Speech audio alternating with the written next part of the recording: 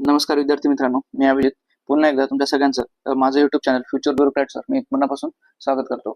या चॅनलवर मी तुमच्यासाठी राज्यसेवा पूर्व परीक्षेचा जो पेपर 1 आहे GSचा, त्या पेपरचा अनालिसिस व्हिडिओ सिरीज घेऊन आलेलो आहे. तर या सिरीजमध्ये आपण आतापर्यंत 2022, 2023, 2024 या पेपरचं डिटेल अनालिसिस केलेलं आहे आणि 2021 चे सुद्धा पार्ट 1 आणि पार्ट 2 मी अपलोड केलेला आहे. तर आजचा हा पार्ट 3 असेल या सिरीजचा आणि हा शेवटचा पार्ट असेल 2021 च्या पेपरचा. आतापर्यंत आपण 70 प्रश्नांचं अनालिसिस केलेलं आहे. तर आता या सिरीजमध्ये आपण 71व्या प्रश्नापासून सुरू करूया. जर याच्या म्हणजे तुम्ही जर हा फर्स्ट टाइम व्हिडिओ बघत असाल तर याच्या अगोदर जे मी 5 व्हिडिओ अपलोड केलेले आहेत म्हणजे 3 पेपरचे आणि याचे 2 पार्ट्स, तर ते तुम्ही जाऊन व्यवस्थितरित्या या युट्यूब चॅनल आहे माझं, याच्यावर तुम्ही पाहू शकता. हा त्याचा लोगो आहे आणि त्या चॅनलला जर तुम्ही फर्स्ट टाइम व्हिजिट करत असाल तर मित्रांनो, तर त्या चॅनलला तुम्ही सबस्क्राईब करून ठेवा, जेणेकरून जसे मी नवीन व्हिडिओ अपलोड करेल तर ते तुम्हाला सगळ्यात पहिले पाहता येतील. आणि जर तुम्ही नवीन असाल ना तर त्या चॅनलला लाईक करा, आपल्या मित्रांसोबत शेअर करा आणि सबस्क्राईब करा. तर चला आपण आता अनालिसिसला सुरुवात करूया.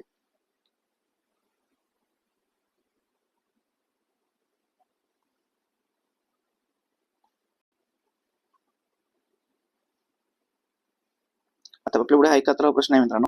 तर सामाजिक आणि शैक्षणिक दृष्ट्या मागासवर्गाच्या संदर्भात असलेल्या 2021च्या 105व्या घटनादुरुस्ती कायद्याने भारतीय संविधानाच्या डॅश कलमांमध्ये बदल केलेला आहे. तर त्यांनी किती कलमामध्ये बदल केलेला आहे असा प्रश्न आहे. तर त्याचं उत्तर आहे पर्याय क्रमांक 4, 3 कलमांमध्ये बदल केलेला आहे. तर ती कलम कोणती कोणती होती? पहिले आहे कलम 338A, त्याच्यानंतर आहे कलम 342 ए, सॉरी कलम 338B आहे ते, कलम 342A आणि कलम 366. या 3 कलमांमध्ये बदल केलेला आहे. कुठले कुठले कलम? कलम 338B, कलम 342A आणि कलम 366. तर ही 2021 मध्ये 105व्या घटना दुरुस्तीने सामाजिक व शैक्षणिक दृष्ट्या मागासवर्गासाठी आपण तरतूद केलेली आहे. तर ही जी आहे ना ती 15 ऑगस्ट ला ही घटना दुरुस्ती झालेली आहे आणि याचा जो अंमल झाला होता 19 ऑगस्ट 2021 पासून याचा अंमल सुरू करण्यात आलेला आहे. तर ही 3 कलम आहेत, कलम 338B, कलम 342A आणि कलम 366. तर या 3 कलमांमध्ये बदल करण्यात आलेला होता. पुढचा प्रश्न आहे शोषणाविरुद्धचा हक्क संदर्भात खालीलपैकी कोणते विधान बरोबर आहे विचारलेलं आहे.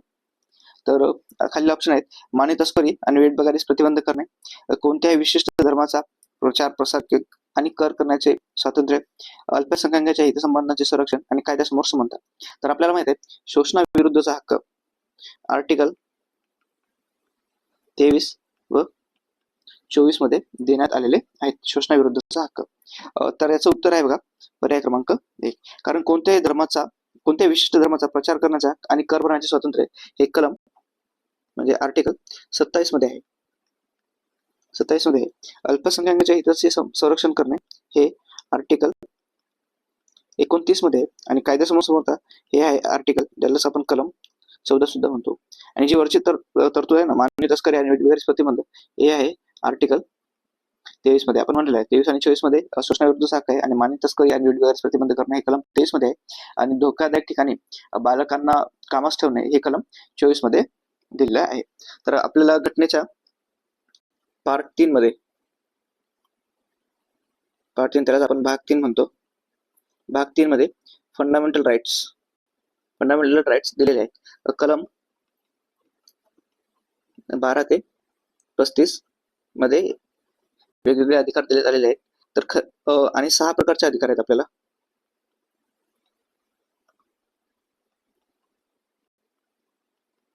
ते 6 प्रकारचे अधिकार कोणते कोणते ते आपण तिथे बघूया. इथे तुम्ही याचा कलम आहे आर्टिकल 27. तर एक आहे समानतेचा हक्क. 6 प्रकारचे म्हणजे 6 गट आहेत. तर पहिला आहे समानतेचा हक्क, कलम 14 ते 18 मध्ये दिलेला आहे. त्याच्यानंतर आहे स्वातंत्र्याचा हक्क, व्यक्ती स्वातंत्र्य.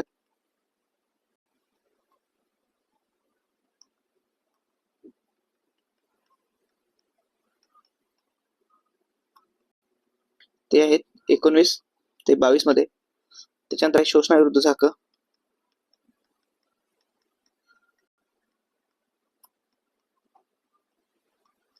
ते आहेत कलम 23 व 24 मध्ये.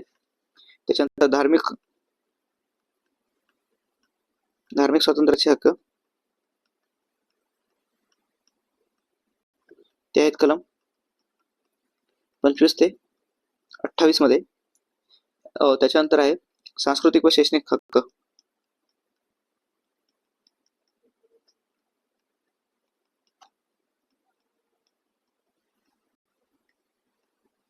ते आहेत कलम 29 व 30 मध्ये. त्याच्यामध्ये आपण अल्पसंख्याक वगैरे सर्वांची हे घेतो.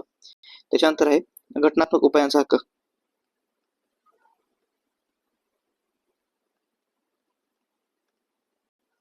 तो आहे कलम 32 मध्ये. तर अशा वेगवेगळ्या प्रकारचे हे हक्क आहेत. कलम 14 ते 18 मध्ये आहेत स्वातंत्र्य समानतेचा हक्क. 19 ते 22 मध्ये आहेत स्वातंत्र्याचा हक्क. शोषणाविरुद्धचा हक्क आहे कलम 23 व 24 मध्ये. धार्मिक स्वातंत्र्य आहे कलम 25 ते 28 मध्ये. सांस्कृतिक व शैक्षणिक हक्क आहेत कलम 29 ते 30 मध्ये. आणि घटनात्मक उपायांचा हक्क आहे कलम 32 मध्ये. जो आर्टिकल 31 होता संपत्तीचा हक्क,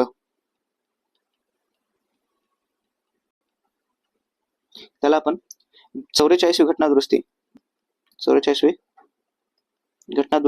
1978 नुसार तो आपण रद्द केलाय. आणि त्याला म्हणजे इथून काढून आपण घटनेच्या भाग 12 मध्ये त्याला आपण आता कलम 300A अंतर्गत एक कायदेशीर हक्क बनवण्यात आलेला आहे.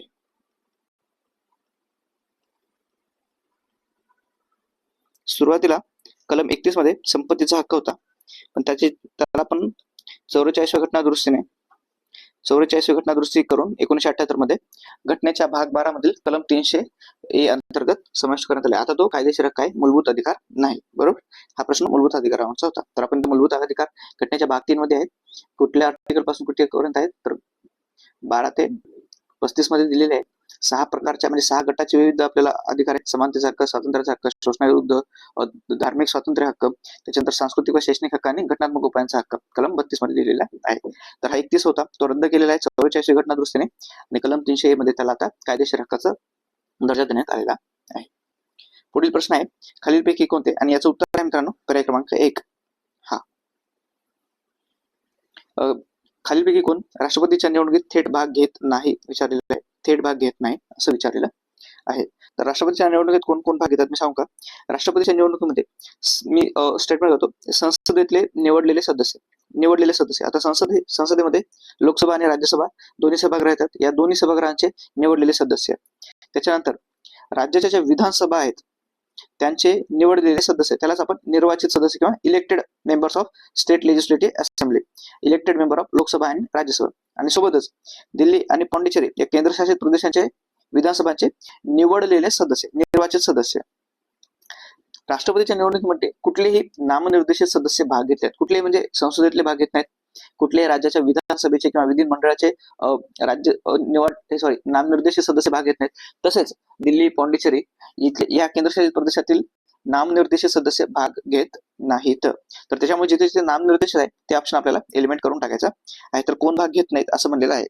तर लोकसभा व राज्यसभेचे सदस्य भाग घेतात, तर हे भाग घेतात. बरोबर आहे. राज्यसभेच्या विधानसभाचे निर्वाचित सदस्य, ते निर्वाचित म्हणजे निवडलेले सदस्य हे भाग घेतात. दिल्ली आणि पुदुचेरी या केंद्रशासित प्रदेशांच्या विधानसभाचे निर्वाचित सदस्य, निर्वाचित म्हणजे निवडलेले हे सदस्य भाग घेतात. तर राज्य विधान परिषदाने निवडलेले आणि नामनिर्देशित सदस्य भाग घेत नाहीत मित्रांनो. आणि याने काय विचारले? थेट भाग घेत नाहीत हेच विचारले. तर माझं उत्तर असेल डी. आणि हे इथे 4 नंबरला डी आहे, पण ऍक्च्युअल पर्याय उत्तर इथे खाली दिले आहेत आणि डी इथे पर्याय क्रमांक 3 मध्ये आहे. त्याच्यामुळे एकदम काळजीपूर्वक प्रश्न सॉल्व्ह करायचा आहे. बरोबर.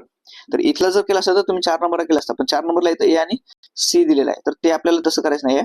आपल्याला मार्क जाऊ शकतो जर घाईगडबडीत असले हेच उत्तर केलं आणि लगेच गोल करून टाकलं ना, तर त्याचे पर्याय उत्तर खाली दिले आहेत आणि पर्याय उत्तर डी हे पर्याय क्रमांक 3 मध्ये दिलेला आहे.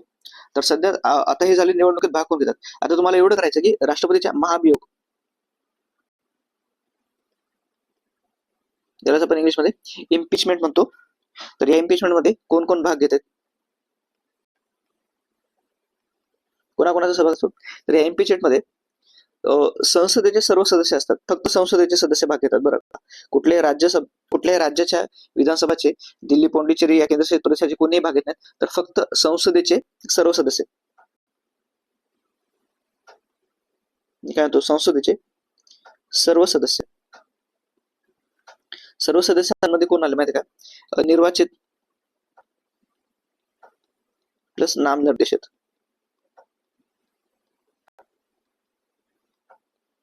म्हणजे जी व्यक्ती नामनिर्देशित व्यक्ती निवडणुकीमध्ये तर भाग घेत नाही, पण त्यांच्या महाभियोग म्हणजे त्यांना पदावरून काढण्याची जी पद्धत आहे इम्पिचमेंट, तिच्यामध्ये मात्र भाग घेते. बरोबर. तर हे भाग कोण घेतात? तर फक्त संसदेचे सर्व सदस्यांमध्ये राज्यसभा प्लस लोकसभाचे सर्व सदस्य, ज्याचे निर्वाचित आणि नामनिर्देशित म्हणजे निवडलेले आणि ज्यांचं नामनिर्देशन राष्ट्रपती करतात, तर 30 सदस्य राष्ट्रपतीच्या महाभियोग पद्धतीमध्ये किंवा महाभियोग या प्रोसेसमध्ये इन्व्हॉल्व्ह होतात.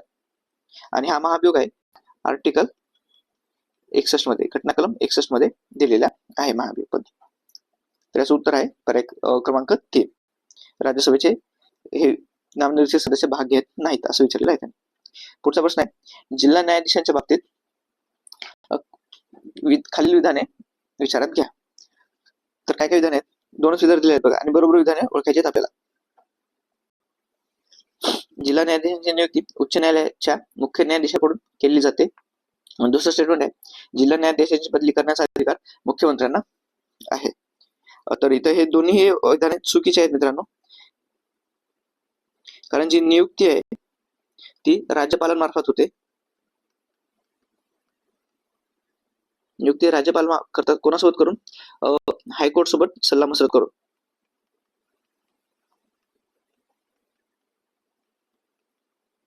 हायकोर्ट सोबत चर्चा करून राज्यपाल यांची नियुक्ती करतात. त्याच्यामुळे पहिलं विधान चुकीचं आहे. आणि जिल्हा न्यायाधीशांची बदली करण्याचा अधिकार हा उच्च न्यायालयालाच असतो.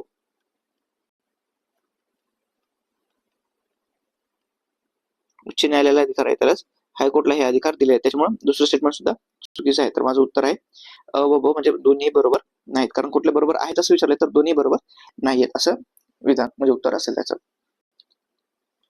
आता आपण जिल्हा न्यायाधीश बघत असतो तेव्हा एक कालचीच का परवाची न्यूज आहे, मुंबई उच्च न्यायालयाने कोल्हापूरचं जे न्यायालय होतं त्याला त्याचा खंडपीठाचा दर्जा बहाल केलेला आहे. 2 दिवसाखालची न्यूज आहे. तर आता महाराष्ट्रामध्ये 4 खंडपीठ झाले. मुंबई उच्च न्यायालयाचे किंवा त्याला आपण बॉम्बे हायकोर्टचे 4 आता पहिले 3 खंडपीठ होते. एक नागपूरला होतं, एक औरंगाबादला छत्रपती संभाजीनगर होतं, आणि गोव्यामध्ये पणजीला होतं. तर आता त्याचं 4थं खंडपीठ सुरू झालेलं आहे कोल्हापूर या ठिकाणी. तर ही करंट मधली न्यूज होती.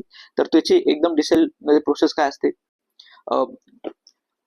कोण म्हणजे खंडपीठ कसं स्थापन करतात, खंडपीठाच्या कार्यक्षेत्र कसं काय असते, तर याच्याविषयी तुम्ही डिटेलमध्ये जाऊन तो टॉपिक आपल्याला हायकोर्टचे पॉवर्स, हायकोर्टचे अधिकार, कार्यक्षेत्र वगैरे सर्व काही तुम्हाला एक्झामसाठी वाचून घ्यायचं आहे. आणि आता टोटल 4 खंडपीठ झालेले आहेत. आणि मुंबई हायकोर्टमध्ये कोणते कोणते राज्य येतात, तर महाराष्ट्र, गोवा, दमण, दीव आणि दादरा नगर हवेली हे त्याचं कार्यक्षेत्र आहे. बरोबर. तर तुम्ही आता व्यवस्थितरित्या न्यायालय किंवा जे काय आपली ज्युडिशियल सिस्टीम आहे ती व्यवस्थितरित्या वाचून घेत चला. पुढचा प्रश्न आहे बघा, जोड्याला म्हणून आलेला आहे सूची 1 आणि सूची 2. इकडे आपण कोणत्या तरतूद आपल्या राज्यघटनेमध्ये घेतलेल्या आहेत आणि कोणत्या देशाकडून घेतलेल्या आहेत असं दिलेलं आहे. तर एकेरी नागरिकत्व हे आपण इंग्लंड मधूनच घेतलेलं आहे मित्रांनो. त्याच्यानंतर न्यायिक पुनर्विलोकन हे अमेरिकेकडून राज्य धोरणाचे मार्गदर्शक करतोय, त्यालाच आपण DPST म्हणतो, ते पण आयर्लंड वरूनच घेतलेले आहेत. आणि केंद्र राज्यातील समवर्ती सूची हे आपण ऑस्ट्रेलियाकडून घेतलेले आहेत. म्हणजे सरळ सरळ माझं उत्तर आहे ABCD ला 1, 2, 3, 4 पर्याय क्रमांक 1 हे माझं उत्तर आलेला आहे. सेम अशाच प्रकारचे प्रश्न पार्ट्सवर किंवा घेतलेल्या भागावर सुद्धा आलेले आहे. तर मी तुम्हाला इथे ते दाखवण्याचा प्रयत्न करेन. मला 1 मिनिट द्या फक्त तो प्रश्न दाखव. तर आता पाहू शकता इथे ही मी इमेज आणलेली आहे. तर सेम अशाच प्रकारचा प्रश्न 2023 ला विचारलेला होता. हा 2021 चा प्रश्न आहे आणि हा 2023 चा प्रश्न आहे. तर सेम पद्धतीने इथे ऑस्ट्रेलिया आणि आयर्लंड विचारलेले, इथे पण सुद्धा अमेरिका आणि आयर्लंड हे देश रिपीट झालेत आणि त्यांच्याकडून घेतलेल्या तरतूद रिपीट झालेल्या आहेत. तर सेम अशाच प्रकारच्या तरतुदी वारंवार रिपीट होतात. दर अल्टरनेट इयरला एखादा 2 प्रश्न नक्कीच तुम्ही बघायला भेटू शकता. तर लक्ष्मीकांत सरांच्या पुस्तकामधून तुम्ही ही गोष्ट वाचू शकता, किंवा तुमच्याकडे जर जे कोणतं पुस्तक अवेलेबल असेल भारतीय राज्यव्यवस्थेविषयी, तर त्या पुस्तकामधून तुम्ही व्यवस्थितरित्या ही गोष्ट करून ठेवा. कारण दर म्हणजे अल्टरनेट इयरला रिपीट होत जातो आणि एकदम सोपा म्हणजे आपल्या हक्काचे मार्क आहेत असे प्रश्न चुकलेच नाही पाहिजेत. तर मी आता हा प्रश्न इथून रिमूव्ह करतो. बघू शकता सेम प्रश्न आलेले आहेत. तर याचं उत्तर होतं पर्याय क्रमांक 1, 1, 2, 3, 4. पुढचा प्रश्न आहे, राष्ट्रीय आणीबाणी घोषित करण्यासाठी घटनेत सशस्त्र बंड हा कधी जोडण्यात आलेला आहे? तर मित्रांनो, मूळ घटनेमध्ये सशस्त्र बंड या शब्दाच्या जागी अंतर्गत अशांतता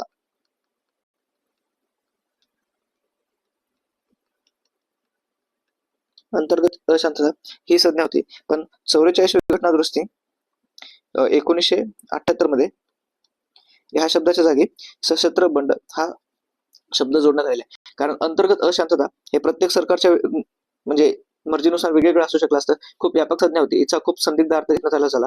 कारण आणि याच अंतर्गत अशांतता या कारणावरून तिसरी आणीबाणी इंदिरा गांधीच्या काळामध्ये लावण्यात आली होती आणि ते सगळ्यात वादग्रस्त आणीबाणी ठरलेली आहे मित्रांनो आतापर्यंत.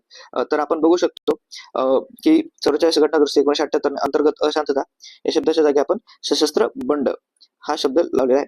तर 3 कारणावर आणीबाणी लागते. कारण कुठले कुठले आहेत? पहिले आहे युद्ध, दुसरं आहे परकीय आक्रमण,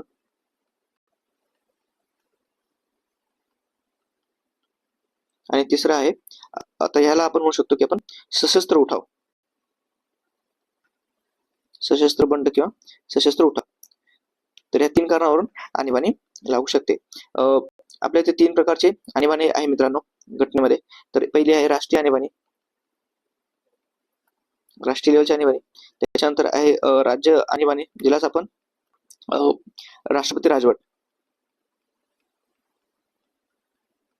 आणि तिसरी आहे वित्तीय आणीबाणी.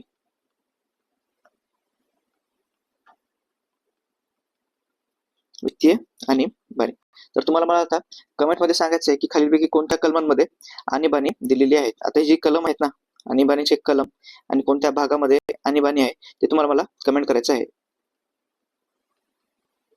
तर याचं उत्तर होतं 44 घटना दुरुस्ती 1978 नुसार ही गोष्ट आपण समाविष्ट केलेली आहे. तर आता हा 77वा प्रश्न आहे मित्रांनो. तर तुम्ही बघू शकता खालील जण विचारत असं म्हणलेलं आहे. तर स्टेटमेंट असे आहेत, राष्ट्रपती कोणतेही सर्वसाधारण विधेयक संसदेकडे पुनर्विचारार्थ पाठवू शकतात.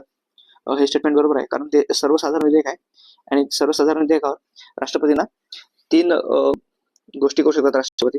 एक, त्याला संमती देतील,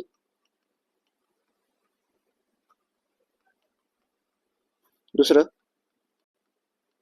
संमती नाकारतील,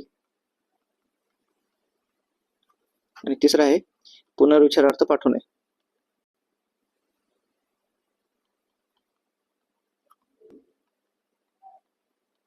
तर हे 3 ऑप्शन अवेलेबल असतात सर्वसाधारण विधेयकासाठी. पुढचं स्टेटमेंट आहे, राष्ट्रपती धन विधेयक संसदेकडे पुनर्विचारार्थ पाठवू शकतात. तर धन विधेयकाला पाठवू शकत नाहीत मित्रांनो. त्याच्यामुळे माझं विधान बरोबर आहे. धन विधेयका फक्त त्यांना 2च अधिकार असतात. एक तर ते संमती देतील, संमती देणे किंवा संमती नाकारणे. नाकारणे असे 2च अधिकार असतात. त्यांना पुनर्विचारासाठी परत पाठवण्याचा अधिकार नसतो. आणि संसदेने सर्वसाधारण विधेयक पुन्हा मंजूर केल्यास राष्ट्रपतींना त्या विधेयकाला मंजुरी द्यावीच लागते. तर हे स्टेटमेंट सुद्धा बरोबर आहे. त्यांना जर संसदेने जेव्हा राष्ट्रपती सर्वसाधारण विधेयक पुनर्विचारार्थ संसदेकडे परत पाठवतात, जेव्हा संसद पुन्हा ते विधेयक पास करते आणि राष्ट्रपतीकडे पाठवतात, तर अशा वेळेस राष्ट्रपतीला त्या विधेयकाला मान्यता देणे हे कंपल्सरी आहे, म्हणजे त्यांच्यावर बंधनकारक आहेच. त्यांना संमती द्यावीच लागते. तर तिसरं स्टेटमेंट बरोबर आहे आणि पहिलं स्टेटमेंट बरोबर, तिसरं स्टेटमेंट बरोबर, आणि ब का चूक आहे, कारण ते पुनर्विचारार्थ पाठवू शकत नाहीत. कारण धनविधेयकावर त्यांना फक्त 2 अधिकार आहेत, एक तर ते संमती देतील किंवा संमती नाकारतील. पण ते सर्वसाधारणपणे संमती देतातच, कारण धनविधेयक हे राष्ट्रपतींची पूर्व मंजुरी घेऊनच सभागृहामध्ये सादर केलं जाते. आणि अजून एक विधेयक असते मित्रांनो, घटना दुरुस्ती विधेयक.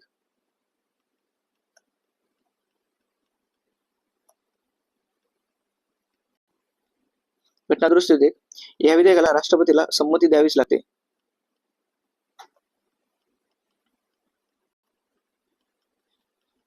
देतातच.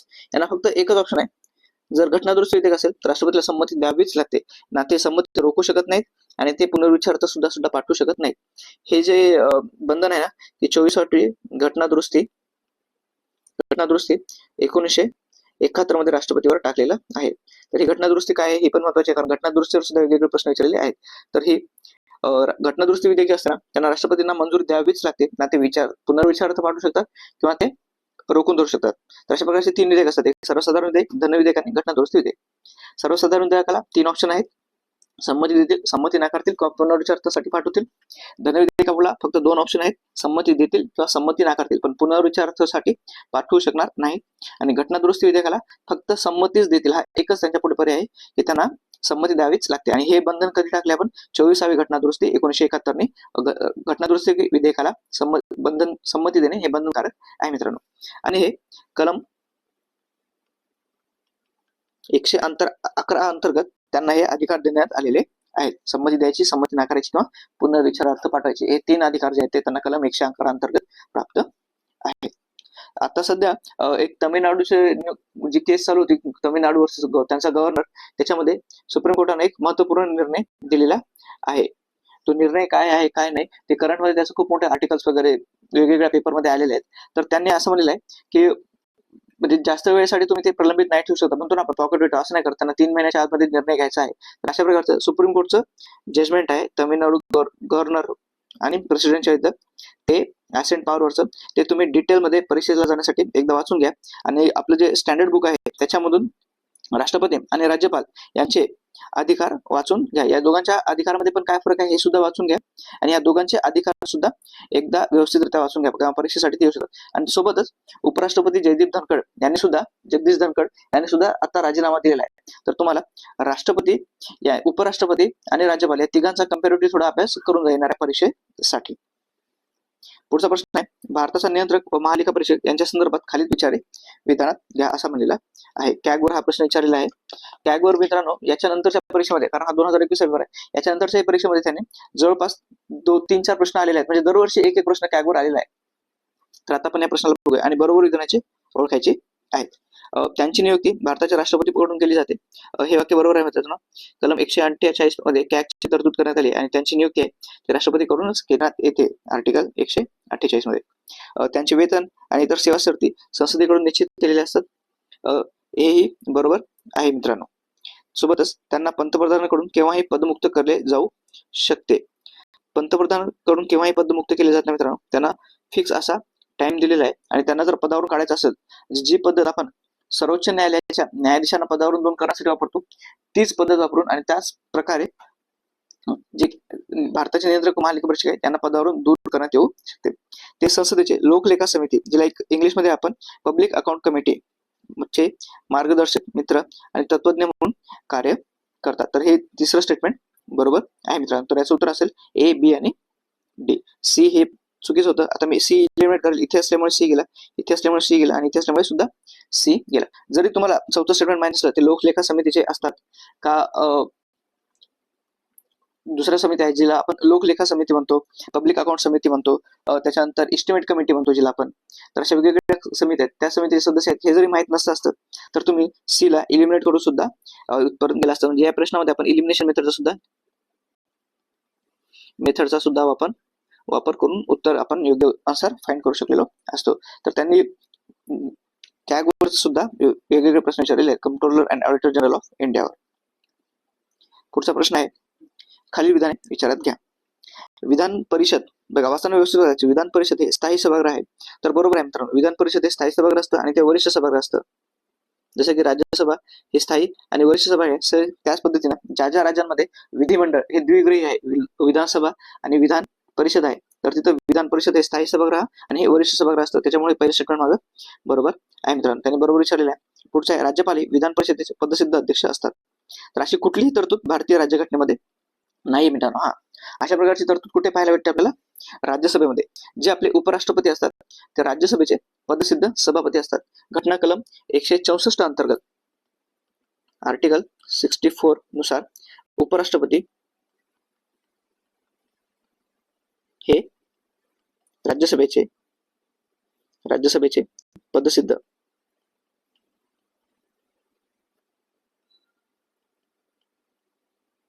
सभापती असतील, अशी तरतूद करण्यात आलेली आहे कलम 64 मध्ये.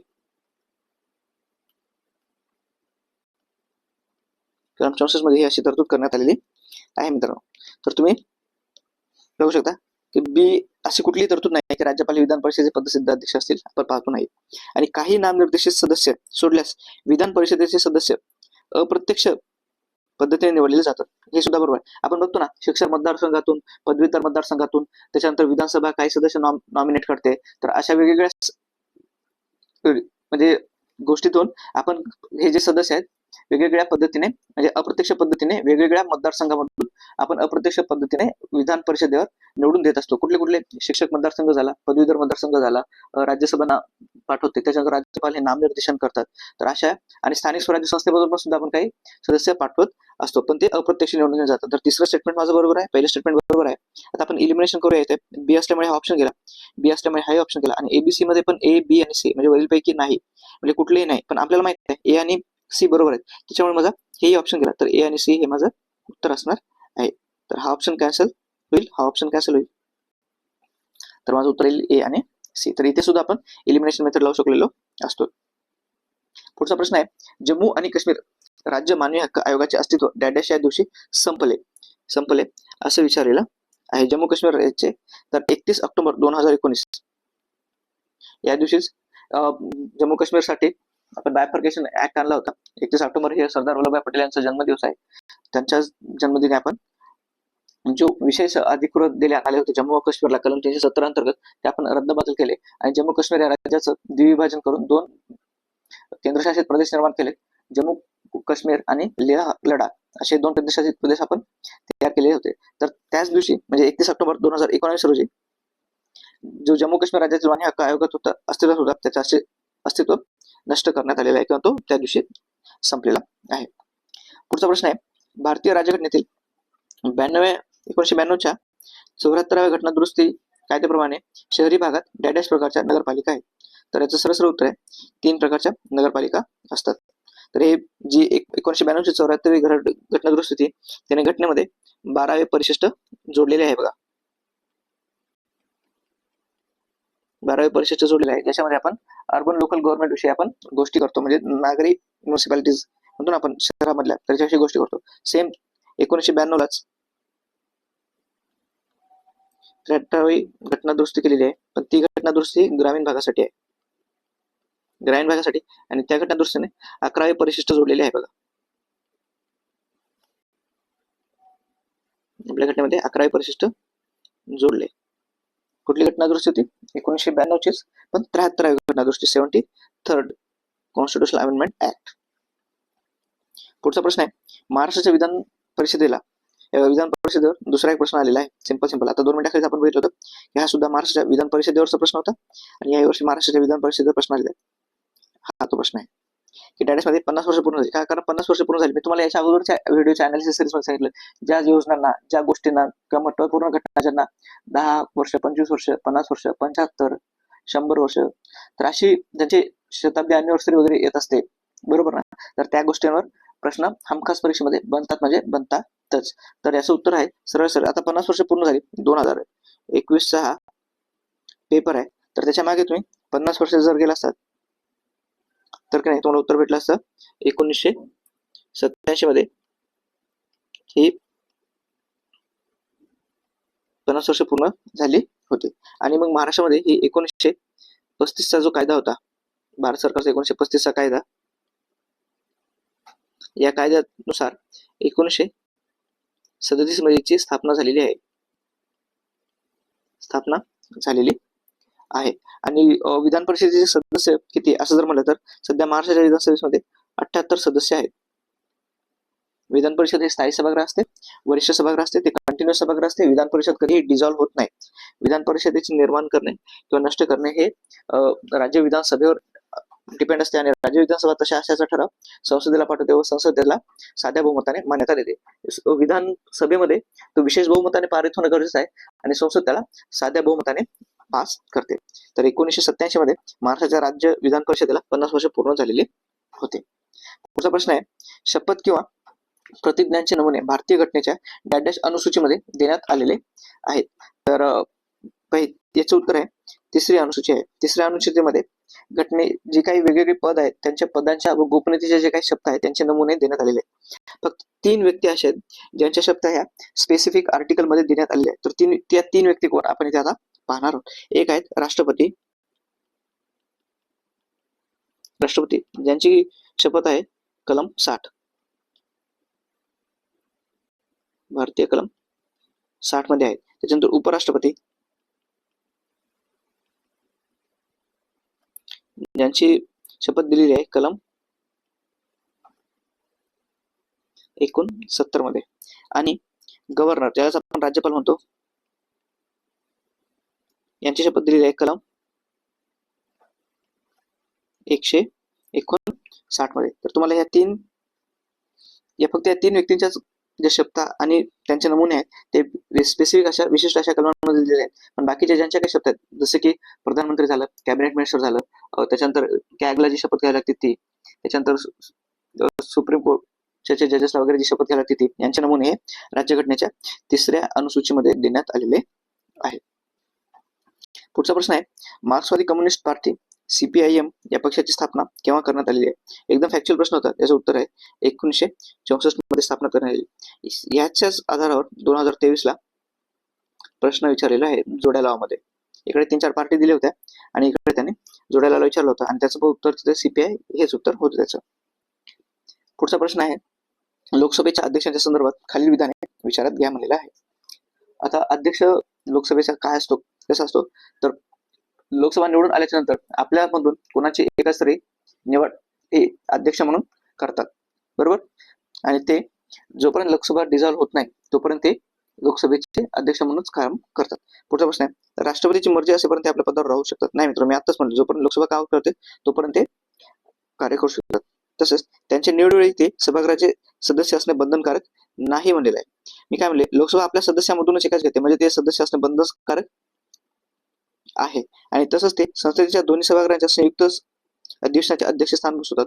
तर हो मित्रांनो, कलम आर्टिकल 108 अंतर्गत जॉईंट सिटिंग होते म्हणजे दोन्ही सभागृहांची संयुक्त बैठक होते, त्यावेळेस लोकसभेच्या अध्यक्षांना हा विशेष अधिकार आहे की ते संयुक्त अधिवेशनाचे अध्यक्षस्थान बसवतील. जर ते नसतील अवेलेबल तर लोकसभेचे उपाध्यक्ष, आणि लोकसभेचे उपाध्यक्ष जर अवेलेबल असेल तर राज्यसभेचे उपाध्यक्ष म्हणजे राज्यसभेचे उपसभापती हे स्थान बसवतील. पण राज्यसभेच्या सभापतींना संयुक्त अधिवेशनाचे अध्यक्षस्थान बसवण्याचा अधिकार नाही आहे मित्रांनो.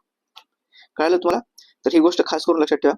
संयुक्त अधिवेशनाचे अध्यक्षस्थान लोकसभेचे अध्यक्ष बसवतील, ते जर अनुपस्थित असतील तर लोकसभेचे उपाध्यक्ष बसवतील, आणि लोकसभेचे उपाध्यक्ष हे अनुपलब्ध असतील तर राज्यसभेचे उपसभापती हे स्थान बसवतील. पण राज्यसभेच्या सभापतींना संयुक्त अधिवेशनाचा अध्यक्षस्थान बसवण्याचा अधिकार नाही आहे, बरोबर. त्याचं उत्तर आहे फक्त क म्हणजे ऑप्शन क्रमांक 3 ह्या बरोबर आहे. पुढचा प्रश्न पाहूया. 2019 मध्ये झटपट तिहेरी तलाकला फौजदारी गुन्हा ठरवण्याचा कायदा संमत झाला आहे. तेव्हापासून भारतात डॅडॅश हा दिवस मुस्लिम महिला हक्क दिन म्हणून साजरा केला जातो. तर 1 ऑगस्ट याच दिवशी बिल पास झालं होतं 1 ऑगस्ट 2019 रोजी. तर त्याच दिवसापासून हा दिन मुस्लिम महिला हक्क दिन म्हणून साजरा करण्यात येतो. तर या दिवशी लागू झाला होता, तर इथून साजरा करण्यात येतो. आणि पहिला मुस्लिम हक्क दिन, पहिला असा दिवस मुस्लिम महिला हक्क दिवस हा 2020 मध्ये साजरा केला होता. तर या कायद्याअंतर्गत मित्रांनो, जर शिक्षेची आपण तरतूद बघाल, जर झटपट कोणत्या एका व्यक्तीने, मुस्लिम व्यक्तीने एका मुस्लिम महिलेला जर तलाक तलाक तलाक असं 3 वेळेस म्हणून जर झटपट तलाक दिला तर तो फौजदारी गुन्हा ठरणार होता. आणि याच्यामध्ये 3 वर्षाची जेल आहे आणि सोबतच आर्थिक दंड सुद्धा लागू शकतो. आर्थिक दंड याची सुद्धा तरतूद करण्यात आलेली होती. तर याचं उत्तर आहे पर्याय क्रमांक 1 ऑगस्ट पासून लागू करण्यात आलेला आहे. खालीलपैकी कोणत्या राज्याने 1 नोव्हेंबर 2021 रोजी कन्नड भाषा आणि राज्योत्सव दिवस साजरा केलेला आहे? तर याचं उत्तर आहे जॉर्जिया. मित्रांनो, असे आता हे वन लाईनर प्रश्न न्यूज मध्ये असतात. आपल्याला त्याच्यासाठी न्यूजपेपरचं एकदम डिटेल म्हणजे व्यवस्थितरित्या वाचन असणं आवश्यक आहे, आणि न्यूजपेपरच्या नोट सुद्धा तुम्ही काढत चला. तर मी याच्यासाठी मित्रांनो सेम फ्युचर ब्युरोक्रॅट्स याच नावाचं टेलिग्राम चॅनल सुद्धा युट्यूब टेलिग्रामला काढलेलं आहे. त्याच्यावर मी न्यूजपेपर मधले मराठी न्यूजपेपर सोबतच इंग्लिश न्यूजपेपर याच्यामधले महत्वाचे आर्टिकल्स त्यांना हायलाइट वगैरे करून मी त्या चॅनलवर टाकत असताना सोबतच ते कशा प्रकारचे प्रश्न त्यांनी याच्यावर विचारले हे सुद्धा मी लगेच ते आर्टिकल विचारला. आणि जर त्याच आशयाचा किंवा त्यालाच मुळीचा सुद्धा जर प्रश्न त्यांनी विचारला असेल ना तर तो प्रश्न सुद्धा मी लगेच तिथे पेस्ट करून टाकतो, जेणेकरून तुम्हाला समजून येते की न्यूज मधले कुठला पोर्शन आपल्या एक्झामसाठी महत्वाचा आहे. कारण न्यूज खूप मोठी असते पण आपल्याला घ्यायचं फार मोजकच असते आपल्या कामापुरतं. तर आपण तशा प्रकारे या गोष्टींना म्हणजे न्यूज पेपर मधून आपण महत्वाच्या गोष्टी ह्या सॉल्व्ह वगैरे करू शकतो. तर याचं उत्तर होतं जॉर्जिया. तर तुम्ही सेम फ्युचर ब्युरोक्रॅट्स नावाचंच एक टेलिग्राम चॅनल आहे, ज्याचा लोगो सुद्धा सेम आहे जो मी सुरुवातीला दाखवला होता. तर त्या चॅनलला तुम्ही जॉईन करू शकता. तर याचं उत्तर होतं मित्रांनो जॉर्जिया. पुढचा प्रश्न आहे, चंदीगडची चमत्कारिक आई मिरॅकल मॉम फ्रॉम चंदीगड म्हणून खालीपैकी कोणाला ओळखले जाते? तर याचं उत्तर आहे मन कौर यांना ओळखलं जाते. तर हे बघा, असे वन लाईनर फॅक्च्युअल जे काही टाईप प्रश्न हे परीक्षेमध्ये 2-3 प्रश्न तर नक्कीच असतात मित्रांनो. आता तुम्ही करंट अफेअर्स किती प्रिपेअर करा, पण काही ना काही गोष्टी सोडून जातात. त्याच्यासाठीच म्हणून मी न्यूजपेपरचं रोज वापर जर तुम्ही वाचन जर करत वगैरे असाल ना, तर त्याच्यामध्ये ह्या गोष्टी कुठं ना कुठे रिपीट होतात, पण आपल्या नजरेमधून जातात. तर याच्यासाठी चांगला एक असं आहे की तुम्ही स्वतः प्रिपेअर करा, रोज न्यूजपेपर डिटेलमध्ये वाचा. सरकारचं जे माझे काही लोकराज्य वाचा, केंद्र सरकारचं कुरुक्षेत्र आणि योजना अशी 2 मासिकं येतात ते वाचा. सोबतच इंडिया इयरबुक जर शक्य असेल इंडिया इयरबुक वाचा, कारण ते खूप मोठं पुस्तक आहे, जवळपास 2,500-3,000 पानाचं पुस्तक आहे. तेवढं मोठं पुस्तक वाचणं म्हणजे परत नाही खाणार परीक्षा पॉईंट ऑफ व्ह्यू. जर त्याची समरी वगैरे कुठून भेटत असेल, किंवा जर कोणी तो क्लास वगैरे घेत असेल, म्हणजे जसं की करंट अफेअर्स कशा प्रकारे तुमचे जीएसचे प्रश्न वगैरे इन्फ्लुएन्स करते, तर सेम त्याच आशयाचा मी टेलिग्राम चॅनल काढलेला आहे. मी 2 मिनिटाखाली म्हणलं होतं ना, फ्युचर ब्युरोक्रॅट्स याच नावाचं टेलिग्राम चॅनल आहे, त्याला सुद्धा तुम्ही जॉईन करू शकता. वाटलंच तर मी त्याची लिंक या व्हिडिओ खाली डिस्क्रिप्शन मध्ये मी अवेलेबल करून देईल त्या टेलिग्राम चॅनलची लिंक. तर याचं उत्तर मान कौर हे उत्तर होतं. पुढचा प्रश्न आहे, 2021 साली नोबेल शांतता पारितोषिक प्राप्त झालेल्या मारिया रेस यांनी रॅपलर नावाची एक संघटना स्थापन केली होती. म्हणजे ती संघटना कशासाठी काम करत होती? तर ह्या ज्या मारिया रेस होत्या ना, तर ह्या पत्रकार होत्या स्वतः, आणि त्या शोध पत्रिकेचा डिजिटल माध्यम याच्यासाठी त्यांनी ही स्थापन केलेली होती संस्था. तर पर्याय क्रमांक 4 याचं उत्तर आहे. तर 2021 पेपर होता आणि 2021 नोबेल पारितोषिक आलं. तर परीक्षेला जाण्यासाठी तुम्ही 2025 साठी 2025 चे पद्म पुरस्कार, 2025 चे भारतरत्न, ऑस्कर पुरस्कार, नोबेल पुरस्कार, आणि सोबतच आता एक कालच, आज बघा मी रेकॉर्ड करतोय 3 ऑगस्टला तारीख आहे, बरं नाही सॉरी 3 ऑगस्टच तारीख आहे हो, आणि कालच 2 ऑगस्टला 71व्या राष्ट्रीय पुरस्कारांचं वितरण झालेलं आहे. तर त्याची पण मी न्यूज वगैरे, कुठल्या पुरस्कार, कोणत्या चित्रपटाला कोणते पुरस्कार वगैरे भेटले, द बेस्ट ऍक्टर कोण आहे, द बेस्ट फिमेल ऍक्ट्रेस कोण आहे, तर त्याची पण मी जे काही पेपरचे जे कात्रण आहे ते माझ्या टेलिग्राम चॅनलवर टाकलेलं आहे. तर सेम त्याच प्रकारचे आपण नोबेल, ऑस्कर, एबल पुरस्कार जे मॅथमॅटिक्स साठी दिलेलं जातं, त्याला मॅथमॅटिक्स आपण नोबेल म्हणतो, एबल पुरस्कार या जापनीज एका व्यक्तींना भेटला, त्या व्यक्तीचं नाव काय ते तुम्हाला मला कमेंटमध्ये सांगायचं आहे. तर अशा वेगवेगळ्या पुरस्कारांवर ते दरवर्षी प्रश्न विचारतात. तर तुम्हाला परीक्षेला सांगण्यासाठी जे काही मी आता पुरस्कार म्हणले, नोबेल पुरस्कार, ऑस्कर, त्याच्यानंतर ग्रॅमी पुरस्कार, पुलित्झर पुरस्कार, बुकर पुरस्कार, त्याच्यानंतर भारतरत्न, पद्मश्री, तर अशा प्रकारचे वेगवेगळे पुरस्कारांची एक यादीच तयार करून ठेवायची आहे, जेणेकरून परीक्षेमध्ये जर प्रश्न आला तर तो चुकला नाही पाहिजे. पुढचा प्रश्न आहे 90. 2020च्या मानवी विकास अहवालात UNDP तर्फे प्रसिद्ध झालेल्या मानवी विकास आणि डॅडॅश यांच्या संबंधावर भर टाकण्यात आलेला आहे. तर याचं उत्तर आहे अँथ्रोपोसिन. अँथ्रोपोसिन ही जी गोष्ट आहे यांच्या संबंधावर भर टाकतो. कुठला? मानवी विकास आणि अँथ्रोपोसिन ही जी संज्ञा आहे याच्यावर भर टाकणार. आता अँथ्रोपोसिन म्हणजे काय? अँथ्रो म्हणजे ह्युमन आणि पोसिन म्हणजे इरा. आपण बघतो ना, जे आपण जिओलॉजिकल टाइम स्केल पाहिलेले आहे त्याच्यामध्ये वेगवेगळे पिरियड दिलेले आहेत, जसं की होलोसिन आहे, मिओसिन आहे, इओसिन आहे. तर हे फार जुने आहेत. अँथ्रोपोसिन हे एकदम रिसेंट वाला, अँथ्रो म्हणजे ह्युमन, जिथं आता ह्युमन बिंगचं सगळ्यात जास्त डॉमिनन्स आहे. म्हणजे जो करंट वाला पिरियड चालू आहे ना, त्यालाच आपण होलोसिन सुद्धा म्हणतो. आणि होलोसिन मधला एक पिरियड आहे जो आहे अँथ्रोपोसिन नावाचा हा पिरियड चालू आहे. होलो म्हणजे प्रेझेंट, आणि त्या प्रेझेंट मध्ये पण ह्युमनचं डॉमिनेट आहे. ह्युमन म्हणजे अँथ्रो. आपण एक अँथ्रोपोलॉजी ऑप्शनल सुद्धा आहे बघा तुम्हाला मेन्सला, म्हणजे मानव नवविज्ञान किंवा मानव वंशशास्त्र म्हणतो. तर हा अँथ्रो म्हणजेच मनुष्य याच्यापासून आलेला शब्द आहे. आणि मनुष्याचा आता या पृथ्वीतलावर डॉमिनन्स आहे. म्हणजे काय म्हणतो आपण, मनुष्य हे प्रत्येक गोष्टीमध्ये, म्हणजे मानवी रेस प्रत्येक गोष्टीमध्ये डॉमिनेट करत आहे.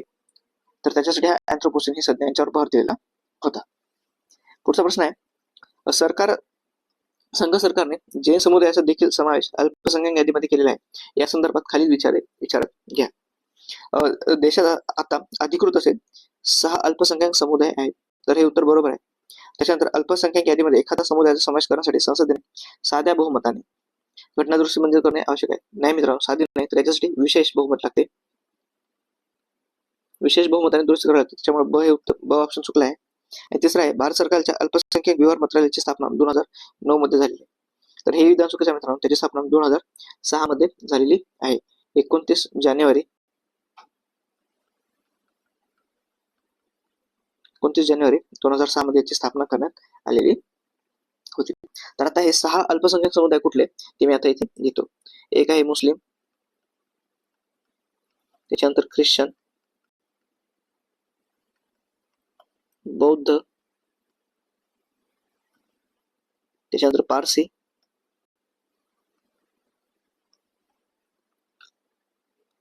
शीख. तर हे 5 झाले, म्हणजे पहिले 5 होते. सरकारने 6वा जैन समुदायाला केलं, त्याच्यामुळे आता टोटल हे 6 झालेले आहेत, है ना. पहिले 5 होते, जैन समुदाय जसे जोडला गेला तेव्हा ते 6 झाले. मुस्लिम, ख्रिश्चन, बौद्ध, पारसी, शीख आणि जैन. तर असे हे 6 अल्पसंख्याक आहेत, बरोबर.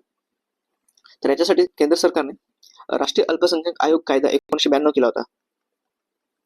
राष्ट्रीय अल्पसंख्याक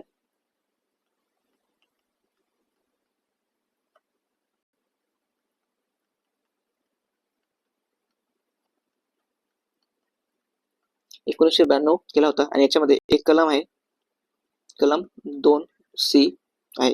तर या कलम 2C अंतर्गत एखादी नवीन जर समुदाय असेल तर त्याला अल्पसंख्याकांचा दर्जा देण्यात येतो, बरोबर. तर हे ट्रॅप स्टेटमेंट होतं बघा मित्रांनो. दुसरं, साधं बहुमत नसतं तर त्या जागी विशेष बहुमत होतं. तर अशा प्रकारचे कसे वाक्य येतात त्याला आपल्याला इलिमिनेट करायचं आहे. बी इथे होता गेला, बी इथे होता गेला, बी इथे होता गेला, ठीक नाही. तर त्याच्यामध्ये उत्तर आलं फक्त अ बरोबर. जरी तुम्हाला हे 2006 होतं की 2009 होतं हे जर माहित नसलं असतं तर तुम्हाला एवढी माहिती असलं की एखाद्या गोष्टीसाठी साधं बहुमत लागते का विशेष, तर त्याच्यावर सुद्धा हा प्रश्न सॉल्व्ह झाला असता. पुढचा प्रश्न आहे 2020चा बुकर. मी म्हणलं आता बुकर पुरस्कार, पुलिझर पुरस्कार यांचे प्रश्न विचारलेले आहेत. आता 2 मिनिटाखाली आपण बघितलं की नोबेल प्राइजवर प्रश्न विचारलेला होता त्यांनी. हा सेम आता बुकर प्राइजवर विचारलेला आहे. तर यावर्षीचा बुकर पुरस्कार एका भारतीय महिलेला भेटलेला आहे. ती महिला कोण आहे ते काय, त्याच्याविषयी मी थोडी डिटेलमध्ये माहिती सांगणार आहे, पण पहिला आपण या प्रश्नाचं अनालिसिस करूया. 2020चा बुकर पुरस्कार खालीपैकी कोणत्या कादंबरीला मिळालेला आहे बघा. व्यक्तीने विचारलं, त्याचे कार्य विचारलं, म्हणजे कोणत्या कादंबरीला मिळालं हे सुद्धा महत्वाचं आहे. तर याचं उत्तर होतं शुगीबेन. शुगीबेन या कादंबरीला भेटलेला आहे 2020चा. आता जो 2025चा जो पुरस्कार आहे तो बानू मुश्ताक, भारतीय महिला आहेत.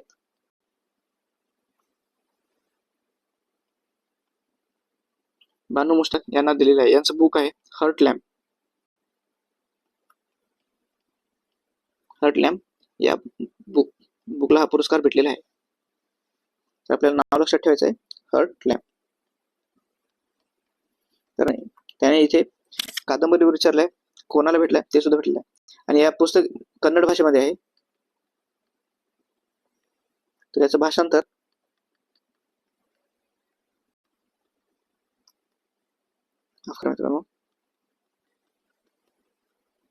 तर याचं भाषांतर हे दीपा बस्ती या व्यक्तीने केलेले आहे. दीपा बस्ती यांनी याचं भाषांतर केलेलं आहे. तर याला 2025चा बुकर पुरस्कार भेटलेला आहे. 2022चा पुरस्कार मित्रांनो गीतांजली श्री यांना भेटला होता. श्री यांना भेटला होता टॉम्ब ऑफ सँड साठी. हे त्यांचं पुस्तक होतं टॉम्ब ऑफ सँड. तर त्यांना 2022चा पुरस्कार भेटलेला होता. 2025चा पुरस्कार बानू मुश्ताक या कन्नड लेखिक आहेत, त्यांना भेटलेला आहे हर्ट लॅम्प या पुस्तकासाठी. आणि त्याचं भाषांतर कोणी केलं आहे तर दीपा बस्ती यांनी त्याचं भाषांतर केलेलं आहे. पुढचा प्रश्न आहे, हे बघा 2 मिनिटाखाली आपण ज्याचं उत्तर अँथ्रोपोसेन होतं, ती न्यूज मध्ये का होती, कारण ही व्यक्ती न्यूज मध्ये सुद्धा होती. आणि याच्यावर त्याने विचारलं अँथ्रोपोसेन या संज्ञेचा नेहमी वापर करणारे आणि 1995 साली ज्यांना रसायन क्षेत्राचे नोबेल पारितोषिक मिळाले ते पॉल जे क्रुझनेट डॅडॅश या देशाचे नागरिक आहेत. तर याचं उत्तर आहे मित्रांनो ते नेदरलँड या देशाचे नागरिक आहेत. तर ही व्यक्ती न्यूज मध्ये होती, त्याच्यामुळे त्या व्यक्तीवर सुद्धा एक प्रश्न आलाय. आणि सोबतच ही टर्म सुद्धा न्यूज मध्ये होती म्हणून या टर्मवर सुद्धा प्रश्न आलेला आहे. आपण 2 मिनिटाखाली बघतो 90वा प्रश्न आणि 93वा प्रश्न, म्हणजे फार दूर दूर नाही बघा, जवळपास या पानावर आणि त्या पानावर परीक्षेमध्ये पाहायला गेलं तर बघा म्हणजे कसं न्यूज मधल्या गोष्टीमधून 2 प्रश्न सुद्धा येऊ शकतात एकाच थीमवरून. थीम सेमच आहे अँथ्रोपोसेनच.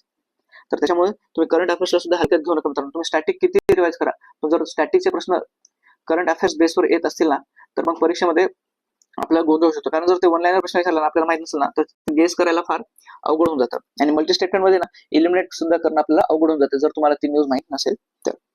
पुढचा प्रश्न आहे, संयुक्त राष्ट्राचे संबंधित असलेले चालवलेले ब्ल्यू हार्ट अभियान, ब्ल्यू हार्ट कॅम्पेन कशाशी संबंधित आहे? ब्ल्यू हार्ट कॅम्पेन कशाशी संबंधित आहे, जे युएनचं आहे? तर ते देह व्यापार किंवा मानवी देह व्यापार, ह्युमन ट्रॅफिकिंग यांच्याशी संबंधित आहे. तर अशा प्रकारचे वेगवेगळे ऑपरेशन युएन कडून, WHO कडून, युनेस्को कडून, युनिसेफ कडून किंवा food and agriculture organisation FAO आहे त्यांच्याकडून चालवले जातात. तर मी आता तुम्हाला एक सांगतो, WHO world health organisation replace नावाचं एक ऑपरेशन आहे. तर हे जे रिप्लेस आहे ना, ते कशासाठी आहे? तर ट्रान्स फॅट फ्री असतं, ट्रान्स फॅट असते बघा, तर ट्रान्स फॅट फ्री फूड. तर आपल्या जे जेवणामधून जे ट्रान्स फॅट आहे ना, तर ते ट्रान्स फॅट हे वाईट असतं, कोलेस्ट्रॉल वगैरे जमा होत असतं, त्याच्यामुळे हे ट्रान्स फॅटला आपल्या जे काही अन्न वगैरे पॅकेज फूड असते बघा, आपण चिप्स खातो, कुरकुरे खातो किंवा जे पॅकेज फूड किंवा जंक फूड असतं त्याच्यामध्ये ट्रान्स फॅट खूप मोठ्या प्रमाणात असते. तर त्याचं प्रमाण कमी कमी करायचं आहे. तर त्यासाठी WHO न रिप्लेस नावाचा एक प्रोग्राम लॉन्च केलेला होता. पुढचा प्रश्न आहे, प्रमुख भूमिकेतील अभिनेत्याचे 2021 चे ऑस्कर पुरस्कार. बघा, 3 प्रश्न 2021 मध्ये ऑस्कर पुरस्कारून एक प्रश्न आला, बुकर पुरस्कारून एक प्रश्न आला आणि नोबेल पुरस्कारून एक प्रश्न आलेला आहे. म्हणजे 3 पुरस्काराचे प्रश्न आलेले. तर याचं उत्तर कोणी आलं आहे? तर याचं उत्तर आहे अँथनी हॉपकिन्स. जे प्रमुख भूमिकेतील अभिनेत्याचे 2021 चे ऑस्कर चे पुरस्कार आहे अँथनी हॉपकिन्स यांना जिंकलेले आहेत. सेम तुम्हाला 2025 साठी करून द्यायचं मित्रांनो, अगदी सोपे होतं. 2025 आणि 2024 साठी करून चला. म्हणजे 1 वर्ष आणि त्याच्या मागच्या 1 वर्षाचे पुरस्कार तुम्ही तुमच्याकडे तयार ठेवा. मॅक्झिमम किती लागेल? 1 पान लागेल. एका पानावर 2024 चे पुरस्कार घ्या, त्याच्या मागच्या साईडने 2025 चे पुरस्कार घ्या. जर तुमचे 3 प्रश्न येत असतील म्हणजे टोटल 6 मार्क्स. 6 मार्क्स म्हणजे खूप मोठी गोष्ट झाली ना परीक्षेमध्ये. अभ्यास करून वगैरे जातो, पण कधी कधी प्रश्न सॉल्व याची गॅरंटी नसते. पण करंट अफेअर्स मधून डायरेक्ट जसे तसे वन लाईनर प्रश्न आणि एकदम वन लाईनर प्रश्न विचारला, मल्टी स्टेटमेंट पण नाहीये, ठीक नाही. तर आपल्याला हे अशा म्हणजे it is like bed of roses, हे की नाही, म्हणजे आपण गुलाब आथरल्यासारखे आपल्यासाठी रेड कार्पेट सारखे मार्क आहेत एकदम इझिली. आपल्या एकदम खालचे लो हँगिंग फ्रुट्स आहेत हे क्वेश्चन, अशा प्रकारचे सिंपल वन लाईनर येतात. सिंपल आपण तो मार्क्स घेऊन टाकायचा आहे. पुढचा प्रश्न आहे, वांग यापिंग यांनी अलीकडेच अंतराळात चालून आलेल्या अंतराळवीर डॅडॅश या देशाचे नागरिक आहेत. तर याचं उत्तर आहे ते चीन या देशाचे नागरिक आहेत. तर लेटेस्ट मध्ये काय कुठली न्यूज होती? आता हा प्रश्न तर आपल्यासाठी महत्वाचा नाहीये कारण तो 2021 मध्ये झाले, पण लेटेस्ट मध्ये एक भारतीय व्यक्ती होती शुभांशु शुक्ला, ज्यांनी इंटरनॅशनल स्पेस स्टेशन म्हणजे आंतरराष्ट्रीय अंतराळ स्थान या स्थानावर जाण्याचे पहिले भारतीय व्यक्ती ठरलेले आहेत. तर ती व्यक्ती कोण आहे? तर शुभांशु शुक्ला. कोण आहेत? शुभांशु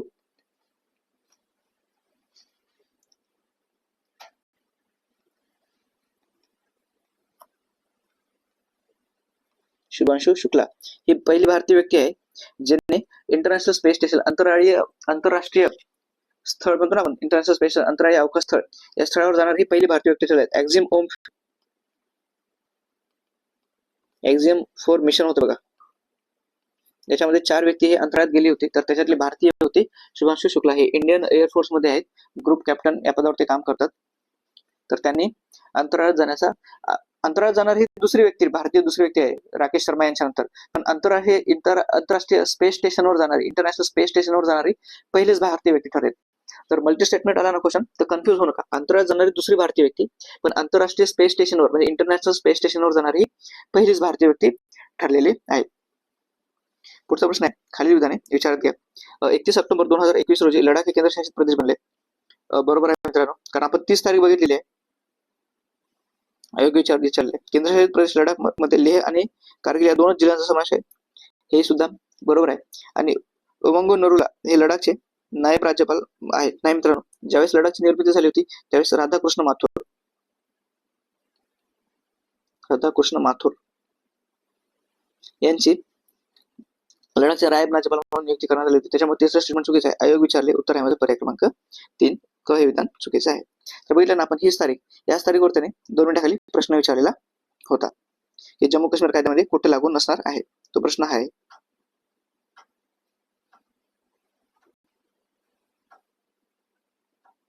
हा प्रश्न होता, जम्मू काश्मीर मान्य हक्काचे अस्तित्व कधी संपले? तर त्याच दिवशी आपण लडाख आणि जम्मू काश्मीर असे 2 केंद्रशासित प्रदेश केले 31 ऑक्टोबर 2019. सेम तीच तारीख येथे सुद्धा देण्यात आलेली आहे, 31 ऑक्टोबर 2019. म्हणजे कशी माहिती एकाच पेपर मध्ये सुद्धा रिपीट होते.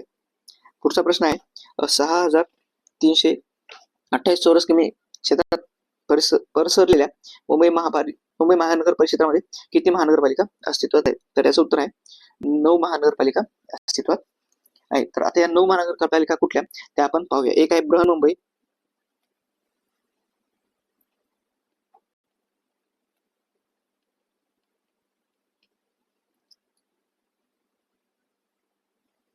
बृहन्मुंबई, त्याच्यानंतर आहे ठाणे, कल्याण डोंबिवली,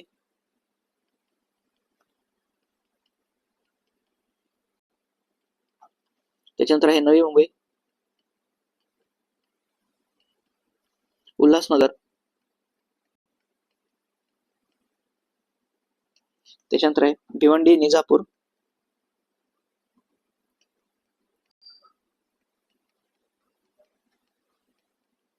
त्याच्यानंतर आहे वसई विरार, मीरा भाईंदर,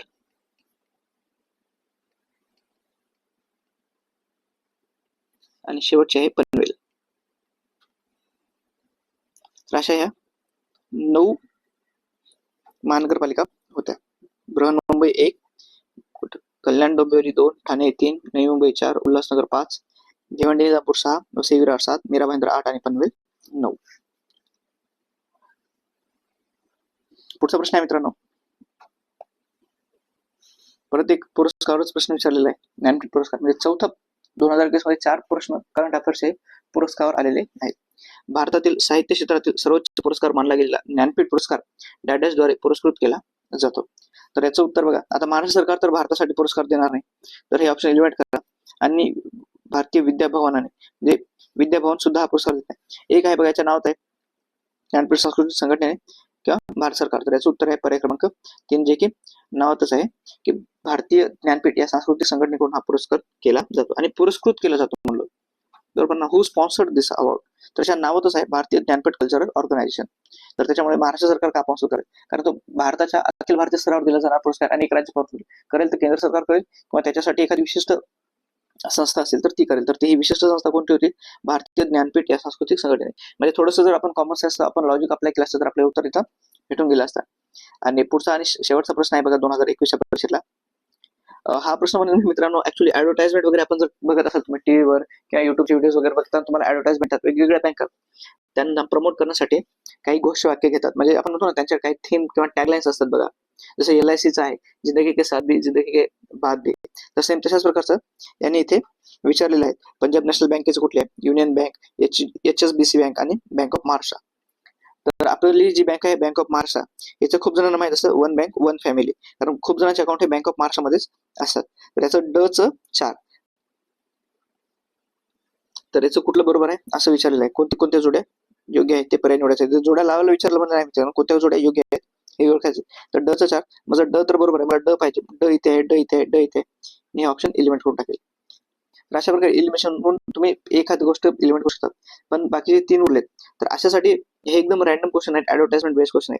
तर याचं उत्तर मी सांगून देतो तुम्हाला. पर्याय क्रमांक 1 हेच आहे, कारण सगळ्या बँकेचे थीम लाईन टॅगलाईन माहित असणं आवश्यक आहे. तर अशा वेळेस तुम्ही रिस्क घेऊन वरीलपैकी सर्व, जसं म्हणतो ना आपण ऑल द अबोव्ह आलं, जर काहीच नाही आलं आणि जर मला शेवटचा आता अटेम्प्ट करायचा आहे तर मी काय करू, तर वरीलपैकी सर्व ऑल द अबोव्ह याला तुम्ही एक म्हणजे कॅल्क्युलेटेड रिस्क घेऊन पर्याय टेक करू शकता. तर याचं उत्तर तेच होतं. पंजाब नॅशनल बँकेचं आहे the name you can bank upon. त्याच्यानंतर युनियन बँकेचं आहे good people bank with to bank with, आणि त्याच्यानंतर HSBCचं आहे वर्ल्ड्स लोकल बँक. तर हे जशाला तसं 1 2 3 4 जोड्या दिल्या होत्या आणि त्या सर्व बरोबर होत्या मित्रांनो. तर आतापर्यंत आपण 2021 च्या पेपरचं कम्प्लीट अनालिसिस झालेलं आहे. याच्या अगोदर 2022, 2023 आणि 2024 या चारही पेपर आता कम्प्लीट अनालिसिस झालेला आहे आणि मी ते माझे युट्यूब चॅनल जे आहे फ्युचर ब्युरोक्रेट्स त्याच्यावर अपलोड केलंय. तर तुमचे काही डाऊट असतील, काही सजेशन असतील, मला सजेशन असतील म्हणजे मी अजून काही सुधारणा करावे या सिरीज मध्ये वगैरे मध्ये किंवा काही नवीन घटक ऍड करावे, तर ते तुम्ही मला कमेंट बॉक्समध्ये सांगा.